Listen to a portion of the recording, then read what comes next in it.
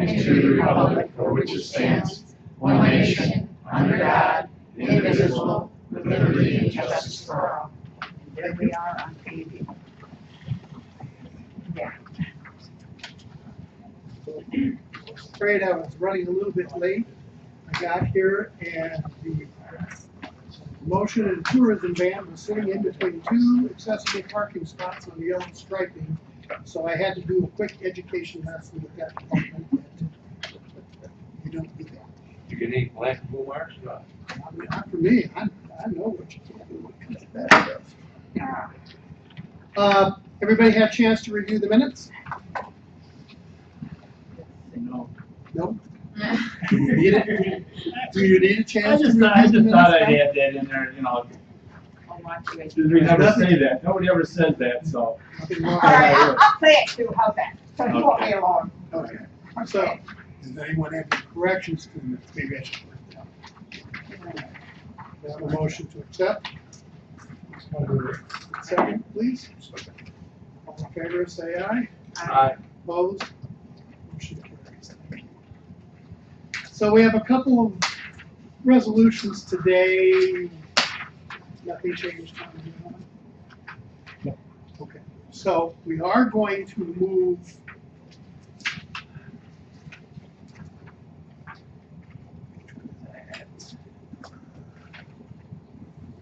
three and four, right? Still do these. Yeah, so 3 and 4 are going to be discussion only, because we were waiting for some legal advice back on that. Yes, and we have not obtained that yet, so we need to, but we still need to have the discussion because it's something that we're looking for moving forward with the county, possibly with other departments in the future. This was going to be a starting point, and we'll cover that when we get there. But we're no longer going to make a decision because we don't have some of the answers yet. So resolution number 1. Ching Chang, would Yeah. you like to explain this? one? Okay, okay. Pretty Yes, simple, but it's not. this is a multiple county contract, and no money involved there. And this is for if we have emergency situation happen, and we can share epidemiology resources between counties. And this was 4 years ago we submitted this to the county, and now every 4 or 5 years, and it's expired, so we bring this here and need your support to get to participate. The reason is really we're in a Lulu community, and in Lulu area, yes, this epidemiologist workforce is very, very thin. And if one county has some issue, yes, we can go to help. If we go to help out, yes, county will get reimbursed at the standard rate. If we have emergency, something happen, need outside help us, and yes, county will reimburse them at the standard rate. But if nothing happen, no money move around. So can I have a motion to open it for discussion? I'll make that motion for discussion. Do you have to practice this once? You know, like we do the Girl Scout cookies for local, do you have to do something like this one time every 4 or 5 years? No, this just a contract. just a contract. You usually, yes. These epidemiologists workforce already, Yeah. yes, well fitted their work. And I don't think we've used this in the last 4 years that we have. No, last time I think in 2015 we did it. We did do it. Yeah. What did we have then that we did it? No, nothing happened in the Oh, past okay. 4 years, Oh, so. I see what you mean, yeah, okay. Any other questions? If I may. Yeah. Would this also be for insects, stuff like this, that you're interested in becoming in the program? Like, you know, for example, we got more insects going into Onondaga, cooperation like that, spraying, things like that. No, this is not the air spray. It's just a disease surveillance. Just disease surveillance and in some natural or man-made situation. Mhm. For example, yes, suddenly I can imagine now if suddenly a village, yes, say 30, 40 people suddenly have some GI system issues. So we need to go there to help out. Anything else? All those in favor, please say aye. Aye. Opposed? Motion carries. Next resolution, budget modification. This is for staff compliance due to the measles outbreak. Jing Chen? This resolution, we need to move some money to buy some measles vaccine because middle of last month, state health department require our department staff, frontline and supporting staff all get updated MMR, measles, mumps, and rubella vaccine. So yeah, they're did an extensive survey and find out yes we need some vaccine and so we can get vaccinated. And this vaccine purchase money is not from the county, from the state Article 6 award money. And Need a motion to open it? I'll do that question. Second. Do we have a lot of children that are not in school, that are not vaccinated, like some of the other parts of the country? our county school system kids is well vaccinated. Let me put it this way, because this last year, and state came audited one school, and yes, this caught immediate attention, and school yes caught up, and they So we're pretty they good in the improved. county. So far. So far, because summer's coming and the kids go to summer camp, come for summer camp, and so we're watching it. Is there any particular time of the year you get it, measles, any old time? In the older time, usually spring and falls. But now, because most of the kids they are vaccinated, so it happened year round. Like this kind of outbreak nationwide, it's already over a year. Yeah. Because I got it at Christmas time when I was a kid. I remember well, because I got no presents, then nobody come in the room to see me. They didn't want to get it either. Any other discussion? At one point, we had a suspected case, and we had a confirmed case in Oswego County of measles. No. This is a suspected case. Not enough evidence because the family didn't want to go to get the test. So we've either been extremely lucky or we've been extremely good at being proactive and I'll choose the latter for us. I will comment, though, I remember the school episode, and I won't mention the school, but the next day or day after, you had a whole bunch of people standing in line for vaccinations. Good. Because their kids couldn't go back to school if they didn't have the vaccination. Oh yeah, this was last year. So that audit was amazing. This came. Yeah. Are we having trouble with the Amish, or are they helping out? I know they don't want to, but are they doing it? Amish population is always Hard. harder to reach community, and we have some connection, and this kind of connection usually more we use at the summertime to spread the mosquito information to them. And as for this immunization, since I came here, yes, I tried many times and never success. Because we got a lot in my area. Yeah, Amish population, yes. Yeah. Any further discussion? All in favor, say aye. Aye. Opposed? motion carries. So, 3 and 4,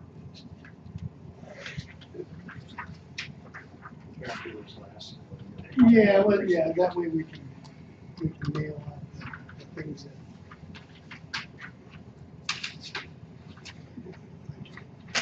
Let's go to 5, and that way we clean it up.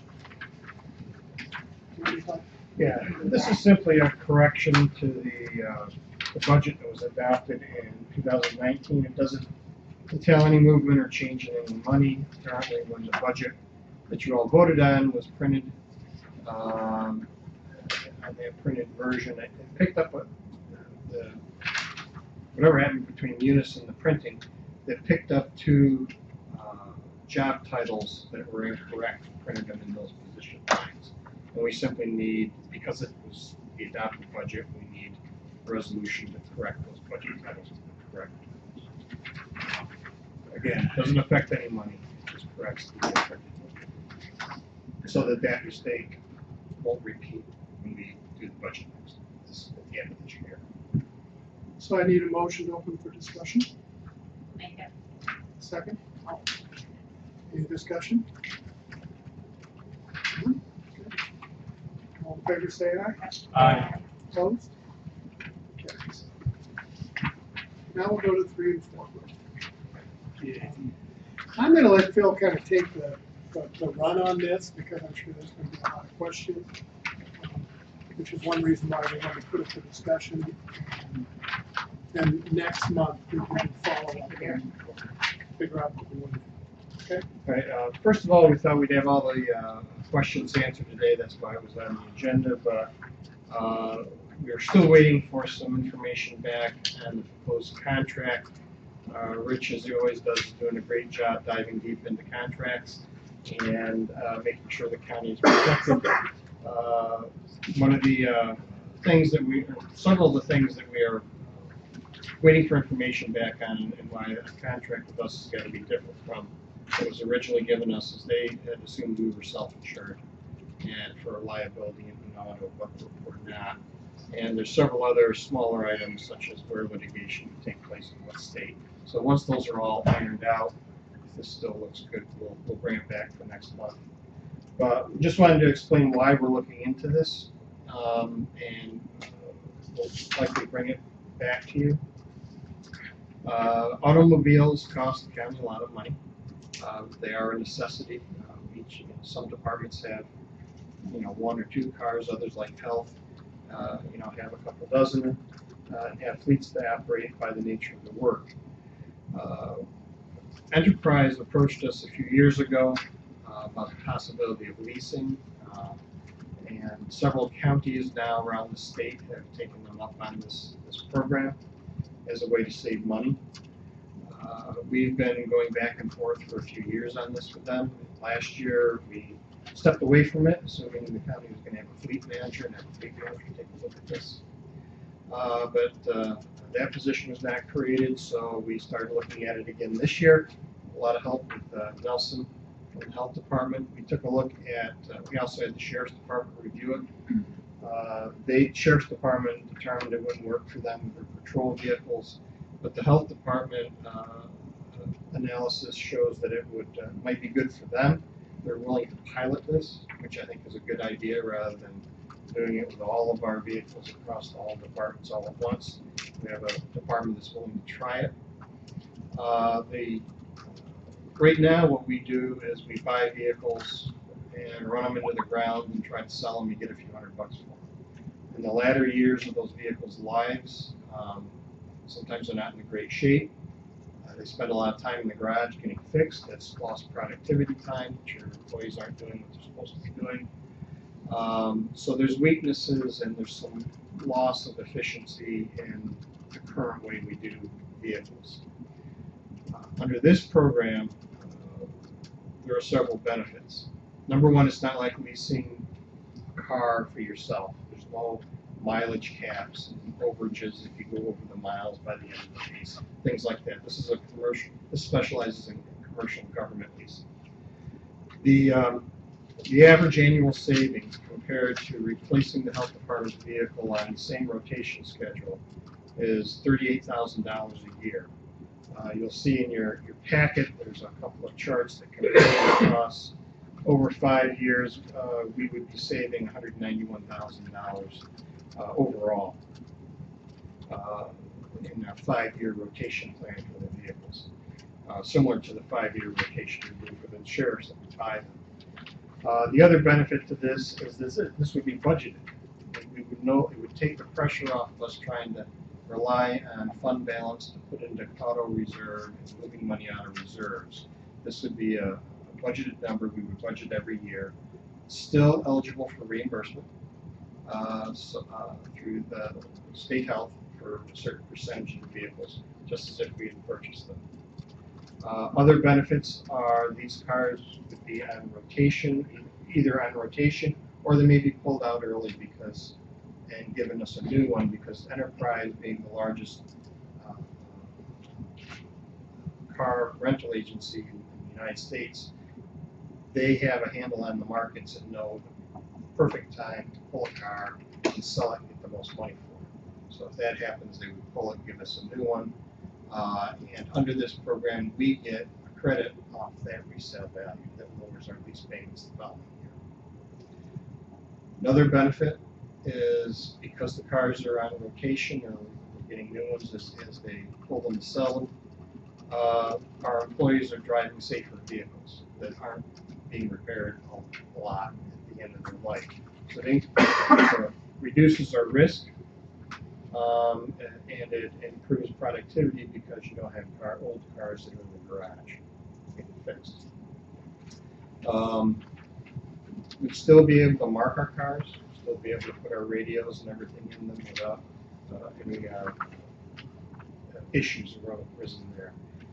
Talked to other counties that are doing this. They liked the experience. I'm conservative in my approach to things. I'd like to try it with one department first, see if the numbers work out the way they're predicted, and if not, then we can go back to our old way, or if it works out for us, then maybe we consider this for other departments. Other departments that have expressed an interest are like DSS. Their savings there would not be in car purchases because they're not buying any right now, but their savings would be in the mileage they're paying employees to run their own cars, which is a considerable figure in your budget. So this is why we're considering this, and I wanted to introduce the idea here. We'll get the legal questions answered over the next, probably within a week, when we'll bring it back to you next month. Answer any questions you have. I know lease vehicles, you're only given a certain amount of miles. Does the mileage work out?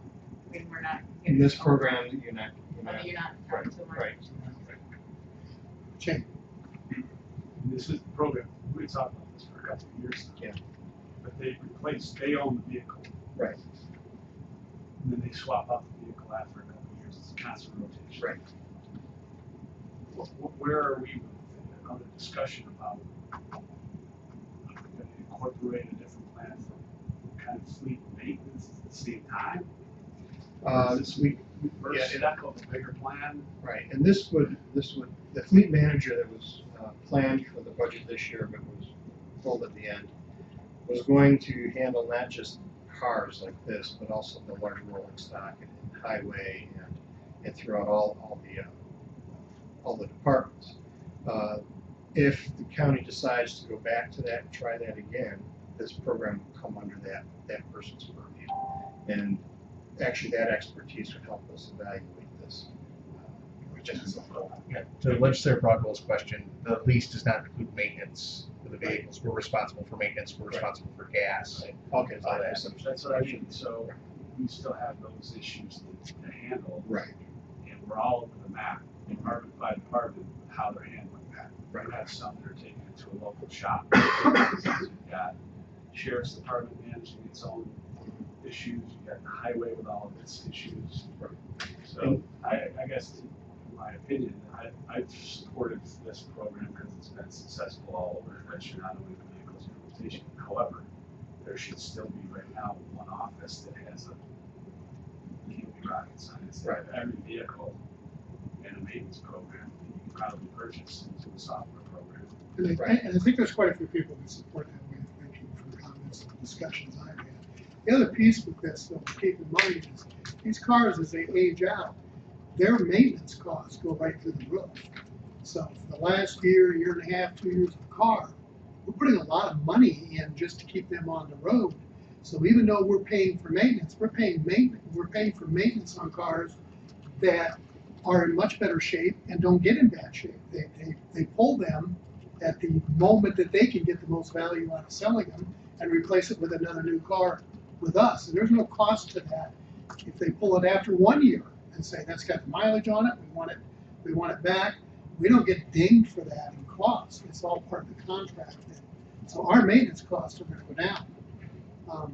And the other discussion that we need to look at down the road, it's not for this committee, this committee, we're just looking at a pilot program for the health department and what the effective savings could be there.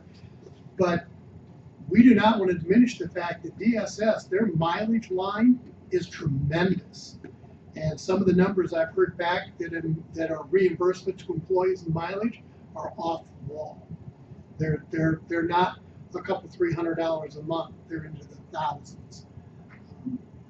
It's big money because some of these people go out and they run all day long, 5 days a week, every day, and they just pile some mileage on. And I don't know what the reimbursement rate is right at this moment, but it's a pretty big ding on the budget. And the other issue with DSS, other than financial, is that we have our employees running DSS clients around in their personal cars, and we have no control over the condition of those cars, or what their insurance coverage is. It poses a bit of a risk for us. So that's why DSS is an issue that's out there that we need to make some decisions about in the future too. The DSS might be a fleet of cars that they don't take home and check out. They're there and they take them as they need them and use them and bring them back at the end of the day. Yeah, Frank, Several questions. go ahead. The amount of vehicles in the first year that they're looking at is 13. We just bought some last year, didn't we? And I thought we only had 13 in the whole fleet or something, or 16 or 27. 27 in the fleet. Sure. All right, that answers the question.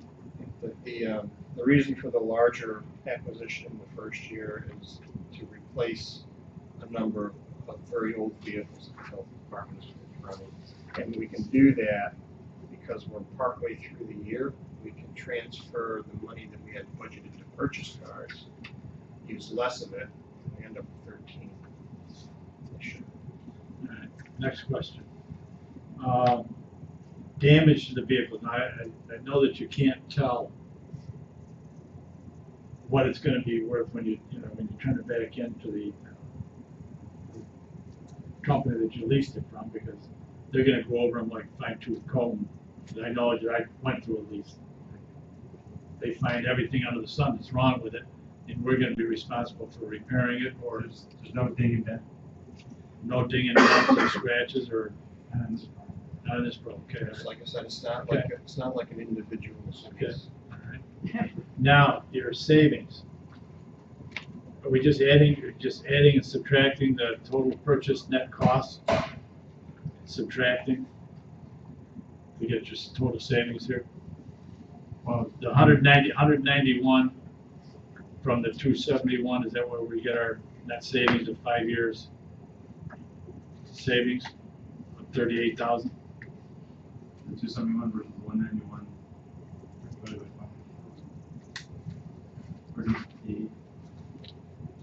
How do we come up with a 5-year average savings? That's what I'm looking for. Total net cost of purchase is 271. Total lease cost is 80,000.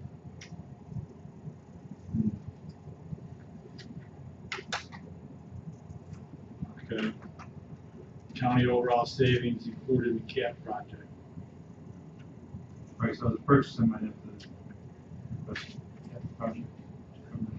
Right. Health department Portion of those. Health department vehicles right now, some are budgeted in the health or in the environmental division in their operating budget, because that's the only way you can apply for reimbursements for us.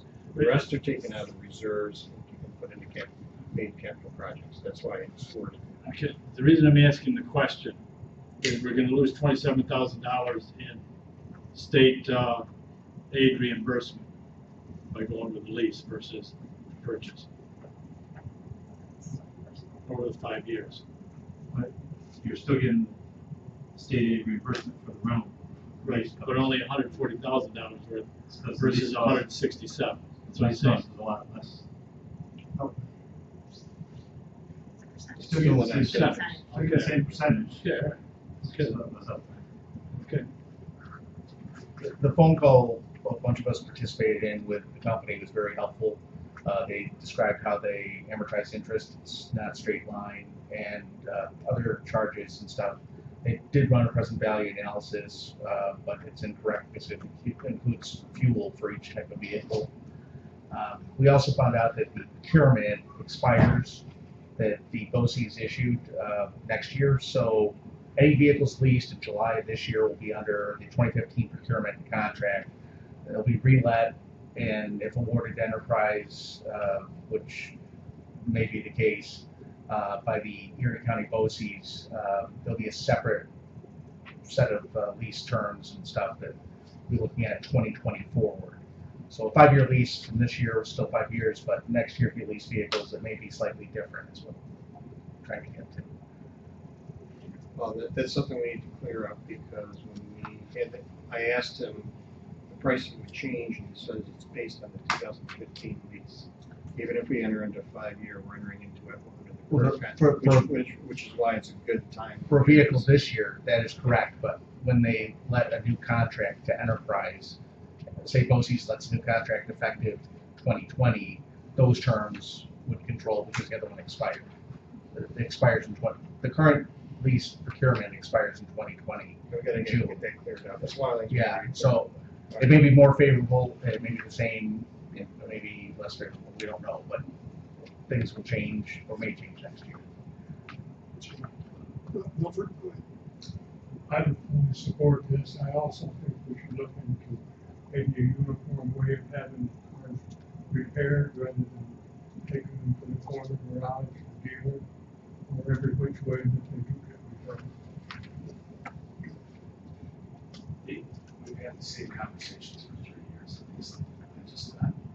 I know that a position was created towards fleet maintenance, but without a plan, so I'm having positions full. I mean, I'm just saying, I don't want to talk about reinventing the wheel, but Wayne's has this cap, our neighbor Wayne, Onondaga County, they've all had similar programs. And I've not hired a person. We talked about Casey in the past, who left from Onondaga County, who's had that. I mean, we need to run a plan in parallel that has to do with maintenance for all the vehicles we have across the county. I just can't believe that that's that difficult to accomplish with the software programs and stuff that are out there today. And not just go front forward and say, hey, I agree with the fleet, I agree with it there.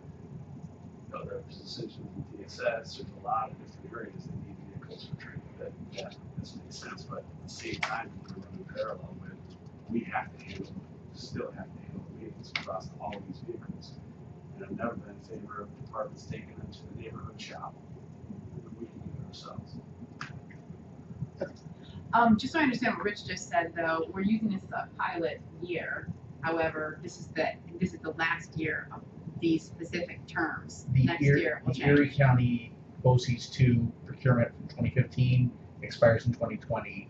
The enterprise says that Erie is in the process of reletting that and soliciting proposals and things. So if we have to go with enterprise again, the terms may be slightly different than what we have for the first year lease. It just means that vehicles leased in 2020 July forward may have better terms, may have the same terms. But this contract's for 5 years, so whatever we would. The leases we sign today are 5 years, but the new procurement If we did takes it for effect other next. departments, you're saying it would be different. Right, the analysis that was done, the second year forward Yeah. are under a different procurement.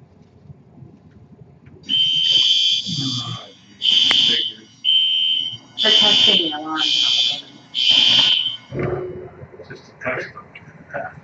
Boy, we reacted really well. Holy cow. When we go to, It's a long drop, but there is a No, little. If we can get this finalized. But it's- before we let the meeting know. Yeah. Get up and run. So we're just waiting for some stuff He's back. around the wet and soggy. Do you have a question? No? What? no, I personally lease, and you've got a lot of things you can at least mileage wise, you can pull them in 2 years, or things like that. That I've worked out with in my experience with Ford Motor Company. So the dealership, remember one thing, it's about 30,000 miles, you need tires, you need brakes, no matter where or what, roughly. And all those issues add up to the cost. And when you try electronics, it is a nightmare. I think that goes back to what Shane was saying, though. It's a maintenance piece of it needs to be brought under one umbrella. And that's where you're gonna find some cost savings. You know, when this was presented, the thing that I feel really good about in looking at this is, at some point, we need to start thinking a little bit differently. I'm not sure that we need to be into owning all of the cars that the county has when there's another more effective process that we create savings for them. So at least it's on the table. We're not gonna vote on this today because there are some legal things that need to be looked at. If nobody else has any further discussion, I would encourage you, if you have questions, to get a hold of Phil or Rich. You don't need to run that through me. And next month, we will revisit this and take a look at it a second time. Everybody good with that? Okay. You are up. Okay, let me first pass this to Vera and Diane, and as you know, and also some of you participated in our department's strategic planning, and thank you very, very much for your support. And our strategic planning winding down, and we have our vision, our mission, our value, and we have our first year plan, and it will be a multiple year plan, and share with you and get your feedback. All right?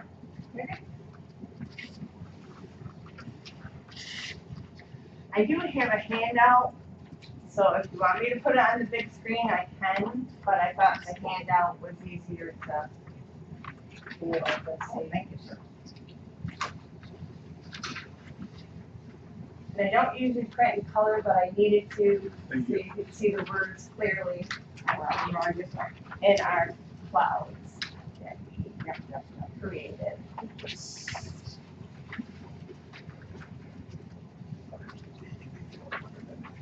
He's getting Believe it or not, we don't always have this noise. I don't know if that's gonna scare you off. Did I run out or? No, don't run away. If it's a system powering the building, it's on maybe we should go. I just want to be known about scheduling these during committee days. So strategic planning is definitely a process we wanted to look at when the first thought of going for accreditation. Accreditation is a long process that we discovered through the strategic planning that we don't have the workforce for. We would probably need to hire someone, but why not go in that direction? So if it ever became mandatory that we needed to be accredited, that we would be way further ahead. Because it might happen someday where we have to be accredited. So during strategic planning, the process started in May 2018. We developed our mission, vision, and core values, as Jim Chang said. So our focus became different. I don't believe we ever had a mission at the health department, but we did have a vision, and it was per department, because hospice had its own mission statement. But as a health department as a whole, we never really had one. We did have a vision statement, which was about 3 paragraphs long, and we were like, no, that's not right anymore. We don't even do half this stuff. We need a new one. We need a new focus. So we decided that we needed to create focus groups with not only the employees, but key stakeholders in the community to get information about what direction they feel that we should go into also. So in fall of 2018, we conducted 5 employee focus groups. We had 36 employees that attended, which is kind of low, but that's okay. 36 is better than 2. Some of the questions we looked at to have them answer were, what are the strengths of OCHD, ways that we can improve how we do what we do, and the present pressing needs within our community. We all are community members. And then also possible solutions that we need to look at and need to be addressed. So the next couple of slides kind of encapsulates what those questions were. And there's just like a big word salad and a lot of stuff. So we kind of use this word cloud format to kind of pull out what some of those key themes were that came across. So the bigger the words, the more we heard it in the feedback we got from people participating in the focus group. So really some key points came through as far as areas like customer service, access, personnel, and I think that's just that we got some feedback in those areas.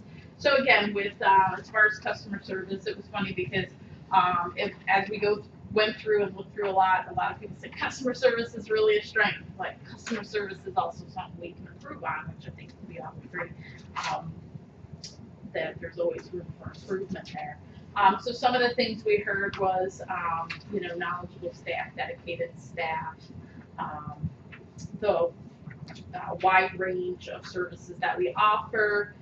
As some positive, the community services we do provide, the utilization of other agencies as well, so tapping our clients into other resources in the county as well. Training and recognition of staff or personnel was seen as a strength, and being a family-friendly work environment also came across as a strength of the health department, as well as our flexibility of trying to meet our clients' needs in a way that's accessible for them. So some of the things, again, if we look at the needs improvement, customer service kind of came up as well. And some of that came across in improved website and increased outreach as 2 ways that we could try to improve customer service. Communication seemed to be a reoccurring theme. So how do we communicate what services we have available out to the community, and also how do we communicate amongst ourselves within our agency, between departments, so we all kind of know what everybody else is working on and doing as well. And then as far as personnel and improvement issues, like incentives for new employees, long-term employees. Of course, everybody wanted raises. Bear and I kind of chuckle a little bit. And surprisingly, longer work weeks or work days often came up. And I think there was a little debate in there too, where some people were like, what? And some people were like, yeah, we really need more time to get things done. So pressing needs that in the community that were felt our agency should address were things like child abuse and parenting skills. Senior services was a recurring theme. So providing services to seniors, especially rural seniors, came out. Mental health and substance abuse were reoccurring themes. Poverty, community knowledge, and how to improve the knowledge in the community of what services are available. Where transportation. So part of this, we feel that a little bit of sense of frustration, and some of this is maybe out of our scope, but as we look to do our new community planning that we have to submit to the state, they really weren't focusing on some of those social determinants, so things like poverty, transportation, and housing, and all those things. So I think we were on the right track with those things as well. And then the last one, again, some solutions, education and outreach were again reoccurring themes. Some of that included getting more healthcare providers involved, so that they know what services are available and can be referring patients, encouraging programs around active lifestyles, care coordination, and how to coordinate care among residents in the community, being in a trauma-informed community or providers. Those were, again, a lot of the reoccurring themes as far as solutions that we saw. And again, those were all from staff of the health department. So we did decide that we need to hear what our community partners also have to say. The questions were a little different. We did have 3 community groups that we did survey. One was my professional advisory committee, my nursing group, the Board of Health, and we use social media as a platform and use SurveyMonkey. We had 73 participants using the SurveyMonkey questions. We do have a breakdown of that also. We didn't include it in this, but it all follows the same thing. Some of the key questions were key strengths and challenges that the health department has with working in the community, key strengths and challenges that we have providing these services to individuals and families, the unmet needs within the community, and some solutions how to meet those unmet needs. Surprising, or maybe not surprising, that a lot of the responses were really similar. So as far as pressing needs that the health department should be addressing within the community, again, aging issues came up, poverty, child abuse, and jobs was one in there as well. Addiction, mental health was reoccurring as well. Again, some of the strengths, education and responsive staff, outreach, immunizations, rabies response, hospice came up, and being responsive and meeting the needs of the community for admissions and also responding to deaths through hospice as well. Was that. What did people least like about the health department?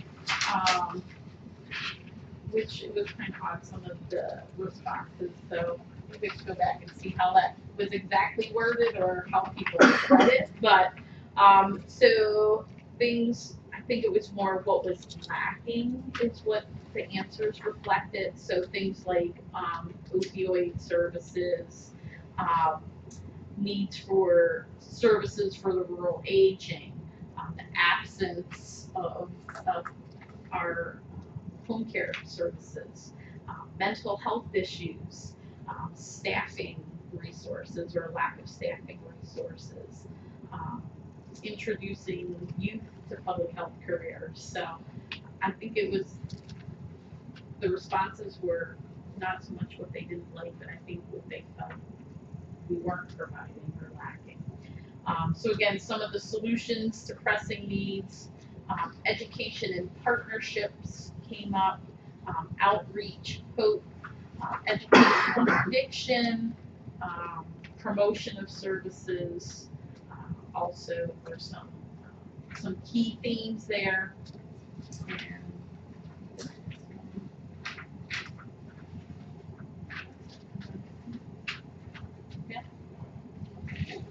So I do have a breakdown in easy, nice, please to read format, just in case anybody wanted a copy of it, and the research method that we use to collect this data, and the word clouds were really developed for our staff, so it would be easier. So I'll pass those around too. So our strategic planning committee, we meet now monthly to make sure that we are moving forward with not only what our employees felt were needs within our community and their job satisfaction, but also what our key stakeholders, excuse me, felt were pressing needs. We have a 6-member multidisciplinary team, and that's from each division within the health department: environmental, early intervention, nursing, health ed, and finance and admin. All included, we're at the table together, and we're looking at what the health department priorities are. Two of the biggest areas that came out in these meetings, and by reviewing the data, I'll make a note. Yes, Dan. I didn't think anybody would want that. I was wrong. I'll make more. I promise I can get them over here. We're all good. Okay. Wait a minute, grass was holding one. Didn't see the two Yeah, staples. right, okay. Well, you know what you're trying to do, you're trying to sell it. So two of the biggest areas that we felt based on all this data was how do we promote a trauma-informed community? And this is a flare about trauma and why it's so important that we are recognizing it, not only to our community members, but to our staff. And how do we create a new culture that is knowledgeable about this information and how to treat people and where are we going in the future and that's how we're gonna make our workforce stronger. So we created a performance improvement project on promoting a trauma-informed community. Here it is. This is my only copy, but I have lots of them at the health department. But this is the official form that we're using.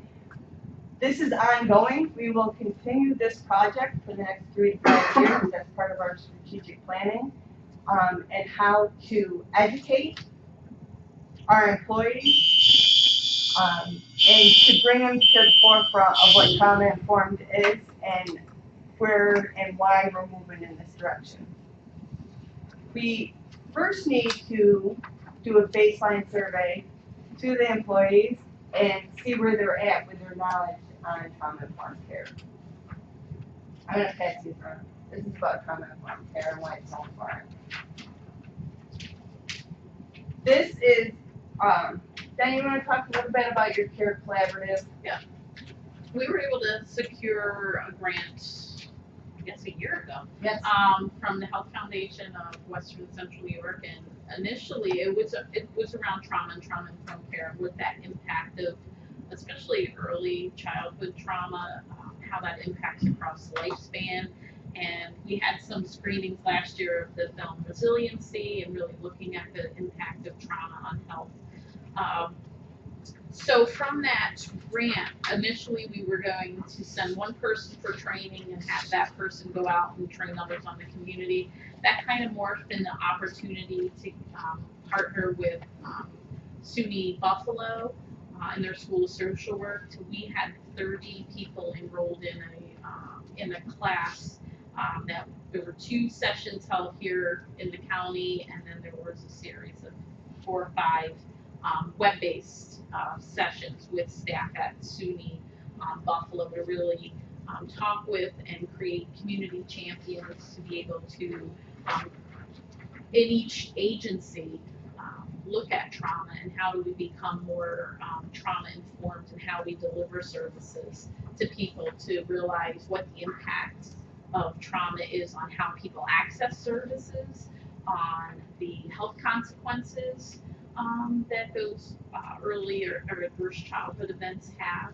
We know that we have a high rate of child abuse and neglect in this county, and what's that impact that it's carrying on across the lifespan, with more likely to suffer from depression, mental health issues, substance use disorders, obesity, being incarcerated, so the list goes on and on.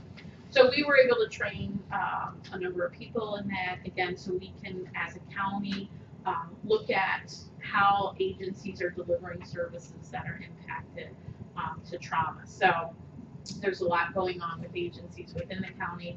There's a lot going on with our agency. Updating our policies and Yeah, procedures, policies and so they're all procedures. trauma informed. Physical environment Yes. of our office, you know, is the lighting good, is the, you know, are we sensitive to people that, you know, might be uncomfortable being set in a room by themselves, Right. How waiting we're for communicating somebody, with yeah, staff. how we communicate with people. So that's kind of where we're at. The group of us that met through that collaborative are continuing to meet and continuing to try to address some of these issues countywide. I would like to see all those agencies create a performance improvement Yeah. project on how to get their agency moving forward. And there's a variety of things happening in different agencies, but Department of Social Services is involved, Health Department's involved, and then a number of local nonprofit agencies are also projects. And then the second big eye opener was people knowing about our services and what services we actually provide to our community. Not only our staff, but the key stakeholders. No one really seemed to have an idea of what we do.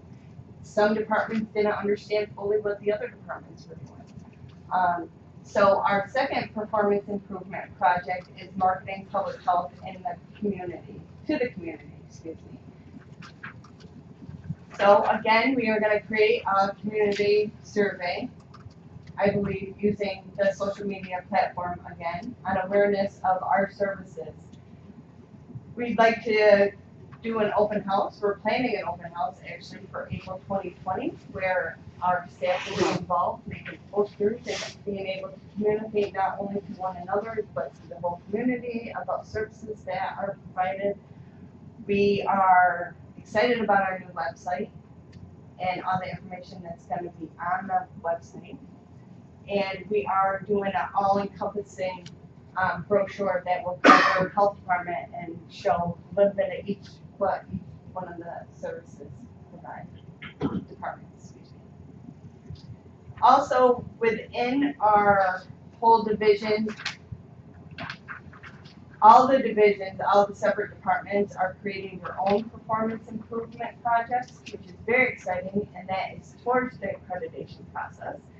Since we have two going, environmental is doing one, educators are creating one within their own departments to move things forward. And that's really all I have. Questions? Yeah, I would just like to add, as we all know, tourism is a big factor in our county, and I'm sure that it weighs on your ability to handle some of these issues, crowds and so on and so forth, which a lot of communities may not get involved in. I know that you got 3 racetracks or so here, things of that nature going on, get quite yours to check various things there, getting into campsites and so on. Water park is thinking the same thing. These are all things that are be going on, as I see from, economic development and tourism. So these, you feel there are challenges, and you can maybe defer some of these things off to some other group or not, or whatever. I think some of them will fall, pieces of them, each of them will fall within the health department, and I think others will defer to other agencies and departments. I mean, I think environmental bears the brunt of the kind of enforcement, kind of permitting, those types of issues. I think as an educator, I see it as a great opportunity to partner and reach out to other groups. I think this strategic planning has really built up our teamwork efforts. We didn't really communicate with environmental unless it had to do with rabies. And now we're all coming together and looking at policies and procedures together and how we can better serve our community. So I think by doing this strategic planning, like a lot more positive stuff is actually coming forward. I know it's saying that you aren't doing the job. I'm just saying there's so many challenges. There are so many Which challenges. is much different than a lot of areas. That's all. No, there are a lot of challenges. Yeah, when I kept seeing education, this and some of it's like, okay, we're doing that, okay, we're doing that. We So need it was to awareness that other agencies didn't really, or other departments within our agency weren't really aware of what we're out doing. And then, you know, of course, I looked at Jen Chang and said, look at all this education. I need, you know, we need more staff. But I think these new opportunities, we work really well with promotion and tourism to try to put those health and wellness pieces into a lot of the events that are going on, and really build the opportunity for people in the community to be active. We don't wanna be the health department we were 5, 10 years ago. We need to create our own and move forward for this succession plan, so we're here in 25 years. We would like to move forward. Shane? I just want to give you credit. I think it's great, the effort you put into putting, you know, the collaboration. I know it's not easy to smash the glass and do something new just by saying I don't want to be at, you know, what we were 5 years ago, 10 years ago. So I just give you credit. Obviously, collaboration is key. There's so many other non-profits that are plugged into. So, congratulations. I think with Beer and I went to some training, we were sitting around afterwards, driving back and forth and said, we would be a health department like you'd want to go hang out with, like if it was your friend, like we'd be like the cool kids, and you know, we'd have stuff to offer people, and people would want to, you know, find out what's going on. So that's kind of where we're trying to look at. Yeah, I apologize. Reading your poster when you were listing the non-for-profits that you were engaged with in terms of the trauma-informed care schools. I bring it up all the time. Did you have districts that We funded had, that? we did, Yes. I think Sandy Creek was, and City City was Moses involved. School, yes. Yeah. And as part of the maybe, is there going to be an opportunity, you think, to do some kind of pushing programs for school districts if they request it from the health department? Yeah, and that's something, as our collaborative of the 30 different, you know, folks that joined, and we're right now starting to figure out, okay, we've been through this training, now we want to take, how do we want to move this? And I know some of the early discussion was, okay, this is a really important topic that a lot more than 30 people from a handful of agencies need to know about. So how do we create that education to go out and say, this is what trauma is, this is what it does, and this is why it's important to your agency, to your school. And I think, in fairness to the schools, we had a couple there. I know for a fact, like the Fulton School District has been doing this for years. So I think some of the schools may be ahead of the curve on some of this, and that may be why we didn't see some of them there. But yeah, that's, as a community, people that work together on this, that's something we're definitely looking to do, is how do we educate others, whether it's schools, other businesses, or agencies. The training, 30 people got trained, and about 27 get certificate. And now the grants is gone. So what we are trying to do is how we keep this momentum and glue this group together and see how we can promote. And we're going to, yes, working and exploring, keep things moving. And this really, Vera and I needed It's the all efforts. And I think yes, we need the internal, external collaboration, and really, I like the idea, and each division in our department have their own self-improvement plan. So this They've way, never had before, which is pretty amazing. yeah, It's pretty spectacular. yeah, this way we can improve our service and lift up our staff morale.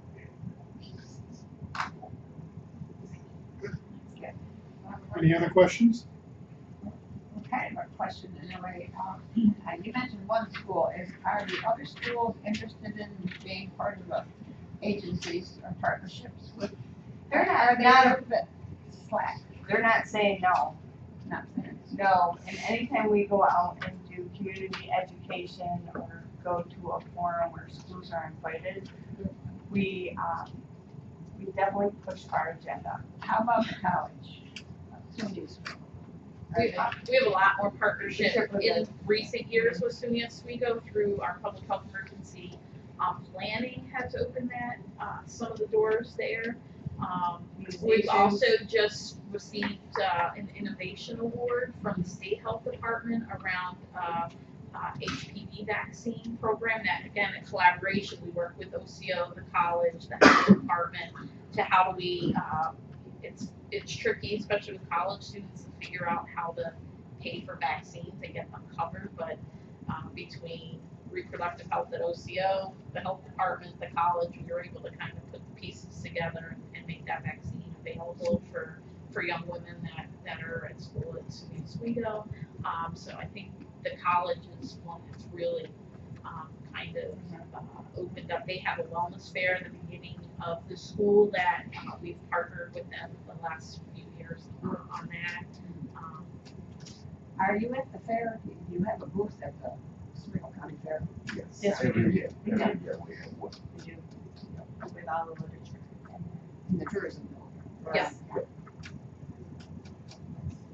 Continue, please, Mr. Chinchilla. My report, okay, a little bit long, and I will try and do as fast as I can. And the agenda is my report and the internal external collaboration. And let me start with internal external collaboration, and then go back to our health department function in these activities. Okay, and this year, this month, I said, I'm so excited to sit here, and a lot of progress is because internal external collaboration. Okay, and we recently got 3 awards for our department, and one award tomorrow will deliver to Granby Elementary School. Let me start with one by one. First, this is our cookie drill. This cookie drills, and we submitted it to National Association of Counties, and they give us an award, and 2019 Achievement Award in the category of Risk and Emergency Management. And this, yes, Phil give us information and say, yes, direct us to try it, and we were successful. And we hit one, and 100%, we got it, 100%. So this really, and I hope we will have our staff go there and accept the award, okay? And this is one award. And the second award, and just last Friday, we just got it, and let me pass this, and still stick on trauma-informed care. Okay, and this is a research did in Great Britain, and I highlighted some number, and you can see how childhood trauma impacted inmates, and so our community, we have high child abuse rate, and really, I hope, yes, we can work on it. And the good news is just last Friday, almost before 4 o'clock, State Office of Children and Family Services informed us New York State William B. Hoyt Memorial Children and Family Trust Fund and the community-based child abuse prevention award us a 5-year grant. This 5-year grant total value is $500,000, and the first year is $150,000. Every year reduce a bit. This program, yes, we use this money enhance our healthy family, and I want to take this opportunity to say thanks to everybody here.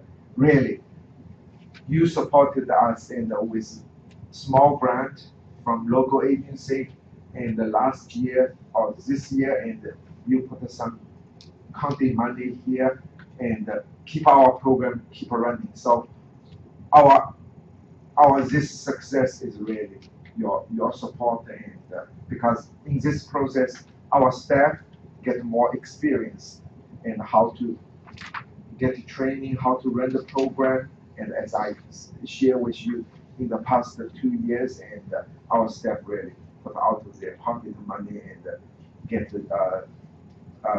family involved in holiday season. And so we learned a lot because of your support. And we were successful in getting this grant. And this, when we apply for this grant, and yeah, specifically, I want to say thanks to Mr.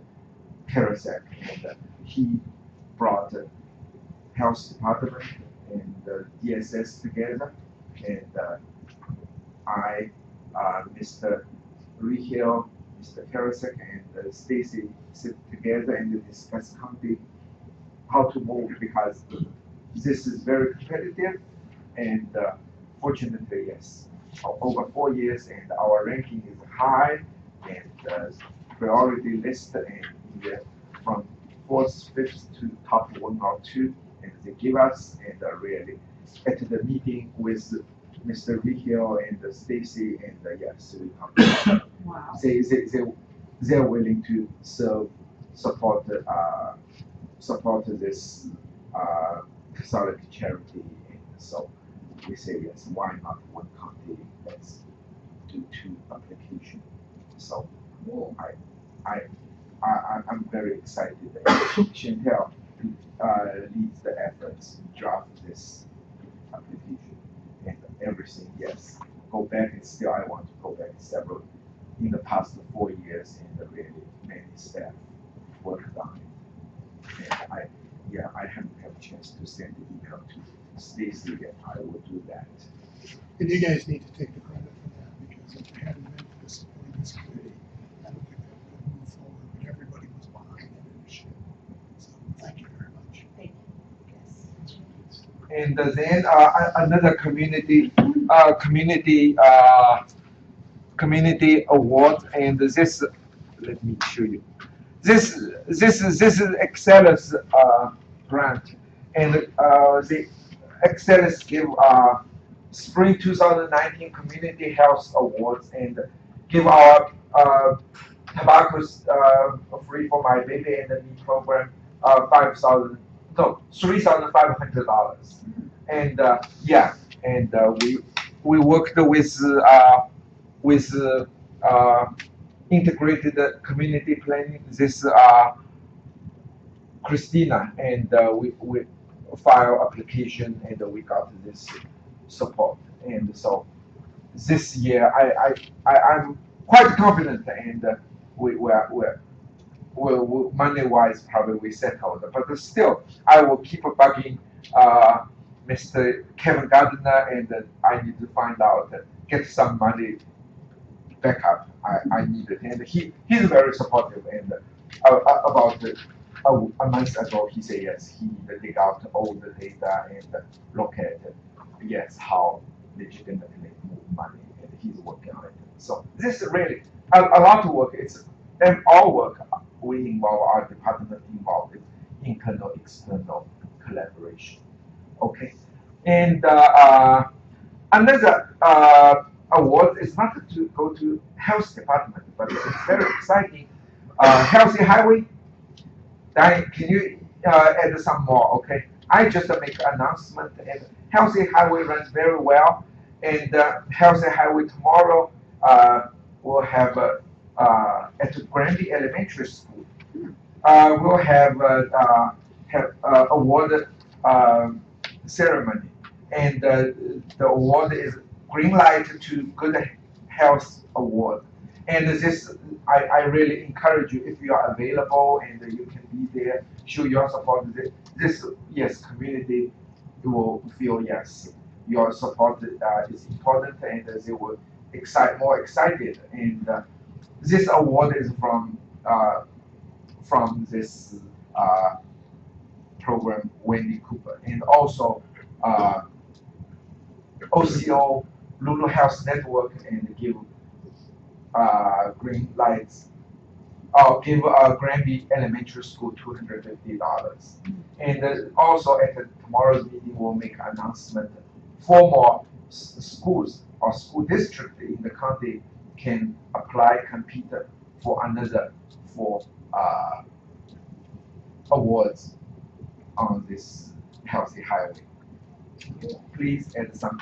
Okay, so, we asked schools to submit some of their activities across, the school year to, if they want to be considered for the award. So after, going through what was submitted and what was happening, at different schools, again, there was a little bit of varying degree of participation across the schools, but there were, and I think everybody was doing stuff. Some were better at letting us know what they were doing than others, but Granby was just doing some really great stuff. They've got their cafeteria involved.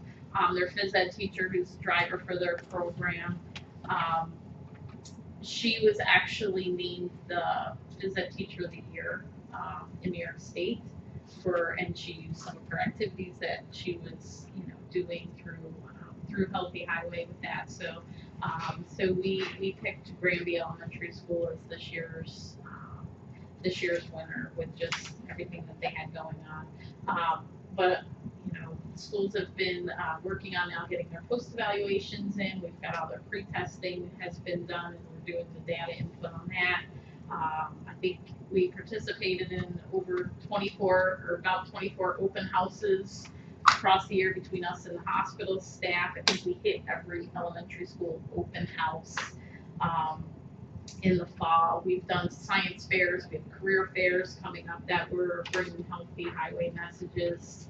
Sandy Creek Elementary, the phys ed teacher up there formed a walking club earlier in the spring that ran for a month or two for kids that really weren't engaged in other sporting events. So we went up and helped support that. Minetto Elementary School brought in SUNY Oswego's ice hockey team to talk to the kids about the healthy choices they have to make to be college athletes, and we have great pictures of, it's hard to tell who was having more fun playing scooter hockey in the gym. The kids are the hockey players. So the Oswego School District has agreed to let us have the back of their menus to send messaging out on the back of lunch menus. We have a pit stop newsletter that goes out to all the school districts. We talked to 2 superintendent states. They've invited us back to do more on Healthy Highway. We were invited to a principals meeting to kind of give an update for the principals meeting. We've had kindergartens create water and no juice policies for snacks in the classroom. We've had parents come up and say, after learning more about this, their kids are making better choices around not drinking soda or juice and drinking water. So lots of positive things, and we can see what the data shows. And we'll go through that this summer. Thank you for all your support on this healthy highway, and especially this brought well really is bring 3 parties together and get funding. And in the summertime, we're finishing first year and 2 more year, and I think yes. Just a quick question, how about, well, one of the partners is the funding source for Shipman, but the other partner is Oswego Health. Yeah. Oswego Health's role is. Yeah, actually Granby was one of the schools they mentored. So in there, they're going to be involved in the award ceremony tomorrow. I meet with them close to once a week. We try to meet. Their educators meet early Wednesday mornings, so I try to go over and meet with them Wednesday mornings and hammer out issues and ideas and Stuff. Yeah, the challenge we have, but I think we can work things out. Is hospitals, their community health team, one retired, 2 another move to other job, and they will have brand new team, and will have a gap, and Diane and her team, yes, offer support, and hope this really to show our community we can work together, a smooth transition. We don't want to make things drop during this transition. And we're working So, with them we're already working too for some activities Yeah. over the summer. We're going to use the Healthy Highway theme again for Harbor Fest in the city of Oswego.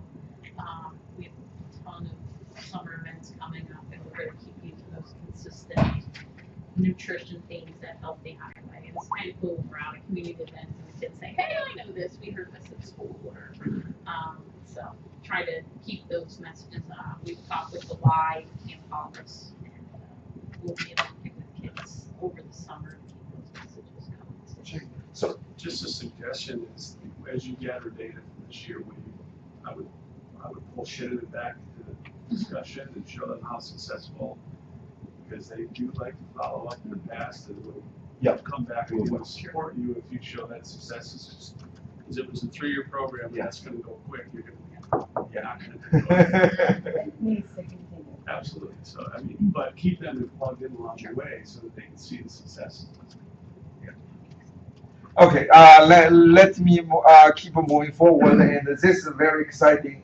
Our county's first collaborative events, June 1st, and this yes, you can see, and I list our partnership organization there, and I feel proud of this event. Is really, in most of the time we work with nonprofit, and the hospital also nonprofit. And this time we June 1st is National Trails Day, and we have for-profit organization join us. And you can see Oswego Expedition. And really at that day, and we have Diane, you fill in, okay? And because I was in Pulaski, and I tabling in Pulaski, and very boring, and and this great beer, and over 100 people, and I saw picture, and I didn't bring here. I wouldn't have time to put it together. And their family come together, and the handicapped people, disabled people, and the senior with walker, and all there. And really, the beauty is really the county people, yes, move towards behavioral health. And another thing I feel when I heard, I feel so excited is really, we provide a way bring family together. Bring family together, they do this activity, not just improve their health, also the family bond, reduce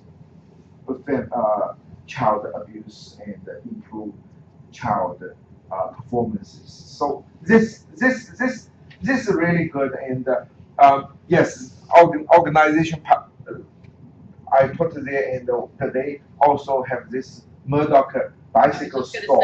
Yeah, Murdoch store. Because I said organization, yes, Murdoch was not there, but yes, they put it there, and help people to, yes, give people advice how to bike. And I was told to, yes, last Saturday, and people walking and bicycling, and a horse was there too. So it's really a very good event, and Murdoch brought some of their fat tired bikes so that people could try them out and let them just take them for a spin there, and I actually saw them doing a tune-up on somebody's jogging stroller too, so they were helpful out there, pumping tires. And in addition to flagship Great Bear, and also in Central Square, Pulaski, and Oswego YMCA, yes, we still don't know how many people yet, but at least yes, this is happening. And when we doing organization, and Lulu Health Network, they were very exciting, and we're thinking, yes, planning another event in the fall, and really, yeah, I think we need a group get together, a lot of things we learned, and so this is just a few pictures when we organize this, and a week or 10 days before, and organization people, and yes, clean the trail, and the leaves, branches all cleaned up, and 2-3 days before, and because the parking lot a lot of bigger ditch, and yeah, and they plow it, and very nice, and you can see on that day parking lot was full, and I was told from 10 to 2 o'clock, yes, people keep coming, and they never stop. Very stable flow, and more than 100 people there. So this is really very exciting. And another community collaboration I want to share with you is really, I just found it by coincidence. And we know in our country we have health providers shortage. And I know we have dental shortage. When I just moved here and had to find a dentist, I quickly found a primary care physician dentist. But in our country, third grade children with cavity, at least in their mouth with one tooth cavity, compared to surrounding 5 Lulu counties, okay, Oneida, Madison, Cortland, and Cayuga, we are the lowest rate. And also, I want to say thanks to some towns, villages, and they fluoridate their drinking waters, and our fluoridation rate is the highest among these 5 countries. So this really show collaboration. Sure, I cannot claim this, and but I just show, yeah, so important to collaborate and we can get things done. Question on that. Doesn't some of the schools have a dental technician, excuse me, looking at some of these children? Yes, I know, now it's called Connect Care and Noxy. Yes, they have school-based So clinic. so they're being told that they have these cavities, maybe they didn't know it. So Yeah. they're bringing it forward to the children. Yeah. How many schools do have one? You know?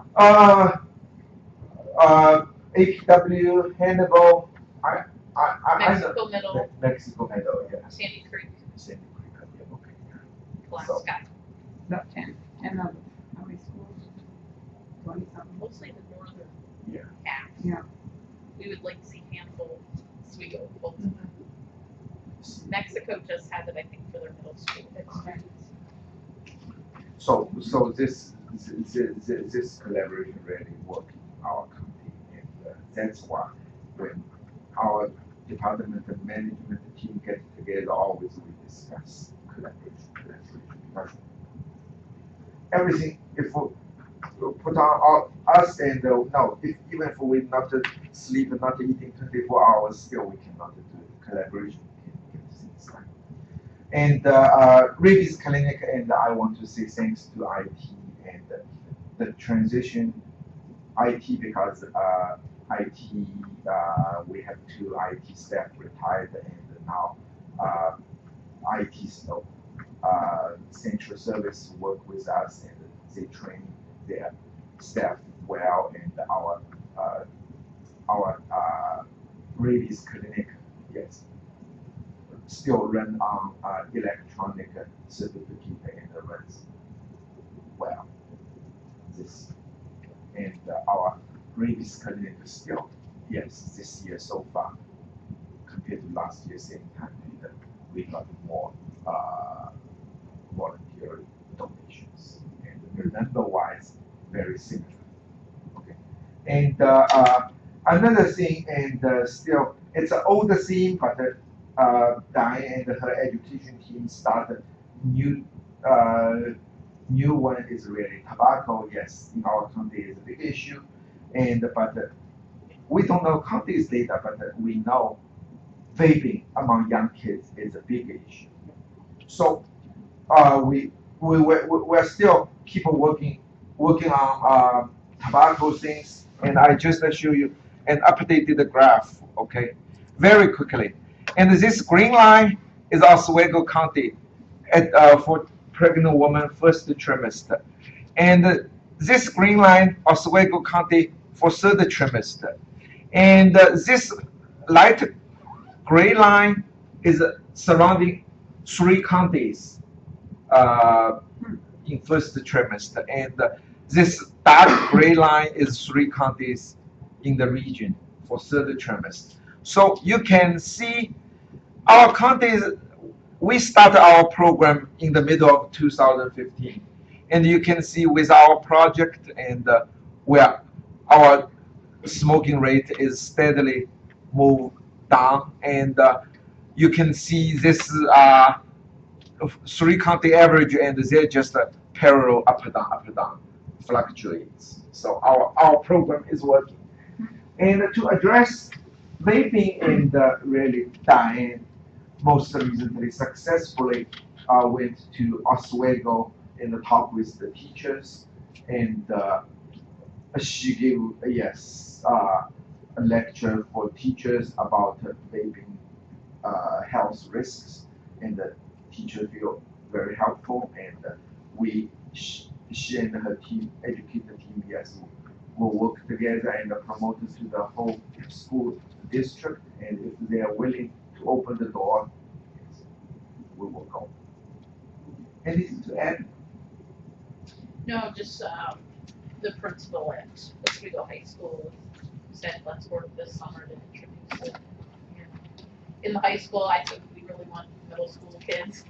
High school kids are really, the numbers are high, but if we could start with middle school, that would be terrific. Okay. Then four topics, and each less than 1 minute. Let me finish it. Disease reporting. Okay. Mosquito surveillance, and last week we finished 3 days mosquito identification training, and this year, every year, always state entomologists train our summer help and identify and finish, and yes, this start now our mosquito surveillance officially roll out and last week, no, May 24th, and a professor from UMass, University of Massachusetts, and came to the town to talk about tick-borne diseases. And it's the attendance honestly was disappointing. Only 12 people, not include our staff and the community, and we really put a lot of energy. But I think for us, at least, our Diane and her team, myself, and listen to his talk, and really, I feel I learned a lot. Yeah, learn a lot, and he provided some really good services and give us some example to us. So about the tick, yes, I keep hearing tick increase, and I don't have data, and the state does not give us data. But yes, we will still do like previous in the past several years we have done, and the Diane will send out how to prevent tick among kids, and send it to every school, and let them put into their school newsletter and remind the parents. And I keep urging this, and I've run across a lot of this. I run into him by accident, the man that came here after he was there. But I just want to bring one thing up. There's a lot of granular material being used today that can be used by local homeowners to kill these critters out there, mosquitoes and whatever. You can apply it to your lawns and stuff, and everything, and it's something people should investigate more. I want to kill all the bugs as a farmer, but at the same time, there's new ways of doing it, so the public can do it safely and get it done and spread it around their home, especially with mulch, where everything lives. There's a lot of good programs, a lot of material out there that could be used. Where do you get it? Well, you're like Central Factor, Okay. all those kind of places. Okay. And last, measles, and already touched a bit, and the measles, yes, still active in New York State. And the last active case happened downstate in May 22nd.